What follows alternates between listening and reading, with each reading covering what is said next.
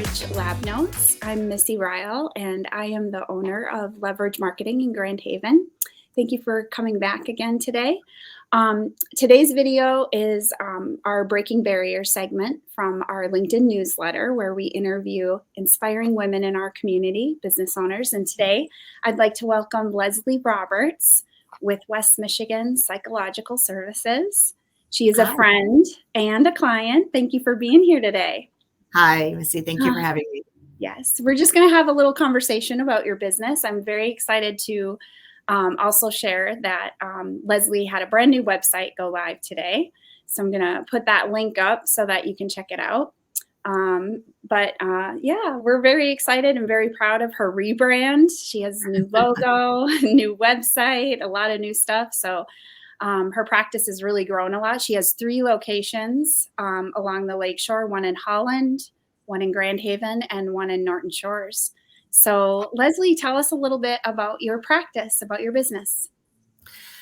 So I have been a psychologist in the Lakeshore for the last 18 years. I spent most of the first portion of my career doing outreach therapy along the Lakeshore for child and family services. In 2020, I graduated with my Ph.D., and that's when WMPS was founded, and we started building private practices along the Lakeshore. And we started in Holland, and we were in the middle of a pandemic, so we grew pretty fast. Mental health has become a forefront of the pandemic. And then we moved on to Norton Shores, and then a year after Holland was Norton Shores, and then finally a year later, Grand Haven. Okay. Yeah, it's been a kind of an adventure. Oh, wow. I bet. How many psychologists work with you then, providers? We have approximately 50 providers, psychologists, social workers, licensed professional counselors, and nurse practitioners. Okay. So what kind of services do you provide then within the mental health space? Like mostly therapy? Traditional talk therapy is the service we provide the most of, but the things that we're often very focused on in addition to therapy is medication management, as well as psychological testing and community outreach. Okay. All right. Great. That's awesome. So what inspired you to pursue this career and this path?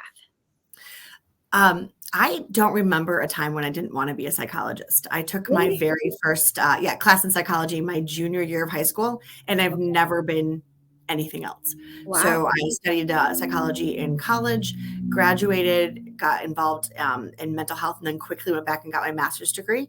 And I've been practicing ever since. It's really the only career I've ever had.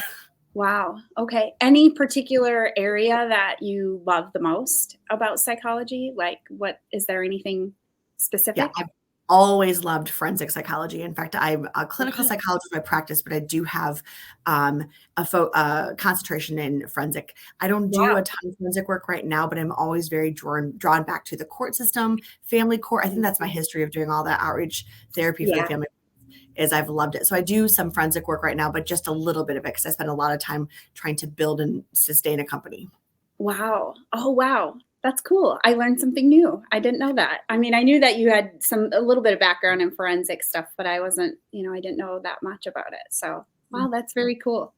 Very cool. So what has been your favorite experience so far about owning a business? Because being a psychologist in a practice or working in the system is different than owning a business. So what's been like a great part of owning a business? I think I love that I have the agency to make change, the creativity to do things differently if I want to. It's when you own a company, if you want to make a change and you're the owner, you can make a change. And I love that because I've worked in a lot of systems and didn't always appreciate the way that they functioned. Now that I have a company, I'm more appreciative of all the things I didn't understand that were hard that they were doing. But I think I like the fact that if we want to do something and we want to be creative and think outside the box, we can do that because we're a small company. Yes. Yeah. And it's like a ship, right? So the bigger the ship, the harder it is to turn. So, and when you're the captain, you get a chance to make a decision about that and which direction you're going to go. I like that. That's something that I like about owning a business too, is if we need to implement a change or we have to put a process in place for something, we can do it quickly and be nimble about it and change quickly. So I love that. What has been the biggest challenge for you?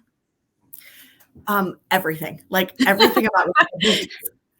There is nothing that I haven't found challenging. I love being a psychologist, but getting a bachelor's degree, a master's degree, and a PhD in psychology, no business class ever was required of me. So this was a deep dive, or a like drop in the deep end Yeah, on how to run a business, and it's constantly been learning.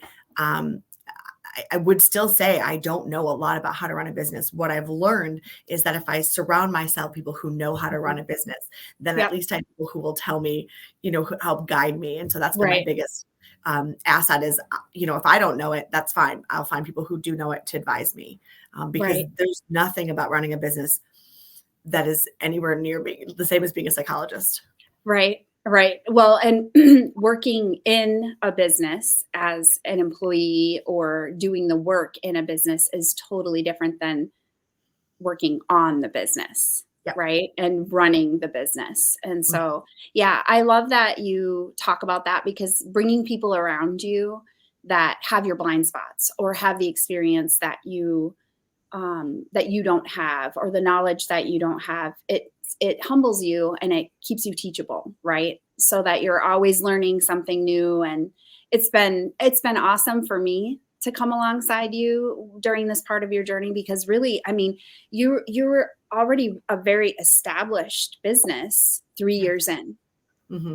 right? And so you grew really, really fast. And to handle that, I mean, the kind of growth that you've experienced in such a short period of time says a lot about your resilience, especially during a pandemic. That's the only choice you really have if you're going to do this, right? Is you have to be Right. resilient, and you have to show up the next day, even if it was hard the last one. And Mhm. that's what we do every day. And I think there was a part of me that thought I would just be able to do it perfect all the time. And I've learned that we just strive to do it as well as we can, and know there will always be challenge. There's never not Right. challenges. They Right. don't even Right. just go away because you fix it all. There's always new challenges. Right. There's always something new. Always Mhm. something new.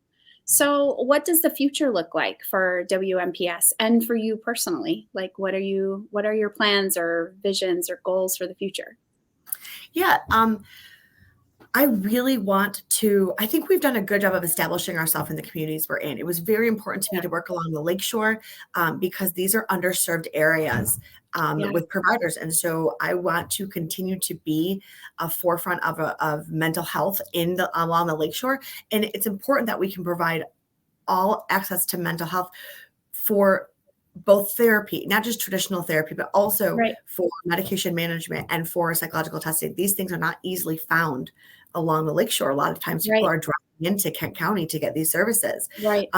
In addition to that, it's so important to me. I think it's got to go back to the days that I spent doing outreach in the communities. It's so important to be a part of our community. We've got Right. therapists in school systems. We've got therapists who still provide outreach for individuals involved in family court. And those are programs that have kind of waned a little bit as we've grown, because you don't necessarily always have the time to flourish in them. And Right. I'm really looking forward to getting back into those things and growing them, so we can not only be a part of our community the way we are, but even bigger. It's not typical for a private practice to get involved in the community. Right. I'm Right. pretty passionate about that. So I want to That's expand great. on that passion. Yeah, that's awesome. And I love that you brought that up about the access to care, because you're right. There are wonderful facilities that provide some of the same services that you do, but oftentimes a lot of them have long waiting lists. Yeah. So, I mean, if you need to have testing, or you have a child that you're concerned about with, ADHD or something like that, you might be looking at a long wait list where you might be waiting a year for testing, and you have openings right now, right? Yeah. Yeah. I mean, Yeah. relatively soon in the next month. And we've been Yeah. able to keep it that way for quite a while now. It's important that, I mean, yeah, it's hard to say we'll deal with that in a year, right? I When you know. can get Yeah. it. Right. Yeah, absolutely. I mean, if you've got something going on, or kids having trouble in school, or you haven't been taking care of your own mental health and need to have some testing done or something like that, like it's an immediate thing, like pretty relatively close to like immediate. So Yeah. that's Yeah. important. Yeah, it's very important. Anything else that you'd like to share with the community about your practice or what's next for you? Um, I mean, I see myself in the future continuing to be a part of this team. I mean, we are in a really great place. We have a fantastic leadership team. We have a Mhm. lot of creativity and growth happening, wonderful providers and Yeah. managers who've got great ideas. So I look forward to all of that. Myself personally, I need to step back from doing as much of the clinical work that I'm doing and put more time and energy into the growth and the creativity of the things that we see ourselves doing in the communities. I do coaching as well. I do a lot of divorce coaching for people who are involved in that aspect and want to do their very best to take care of themselves and their children. So I see myself kind of pursuing that a little bit on the side. Yeah. I like to do a lot of things, and that's how we end up with 3 locations so fast. Right. So I always see myself dabbling a little bit in the forensics, a little bit in the coaching, a little bit in my Yeah. clinical work, but really focusing on what it means to kind of be a leader of this company. And that's not Yeah. necessarily, when I started this, I didn't think I started to be a leader of a company. I started to work with some colleagues because I didn't want to work alone. Right. And now here we are, and I'm finding myself in this role that I have to learn to do well because it's incredibly important to the health of our company. Yeah. Yeah. And it's such it's so important to our community. I think the services that your company is providing to the community, to the Lakeshore, is so important. And it's important for you to stay healthy so that you can keep your business healthy, right? Yes. So good. I'm glad. I'm glad that we got a chance to have this conversation today. Thank you very much, Leslie. I really appreciate your time. And make sure to check out Leslie's new website. We're really proud of that. So if you go to WMPS.net, you can learn about all the services that her company provides. And we hope that it's a great experience for you. Thank you so much, Leslie. Thank I you. appreciate your Thank time. you. All right. We'll see you soon. Bye-bye. Bye.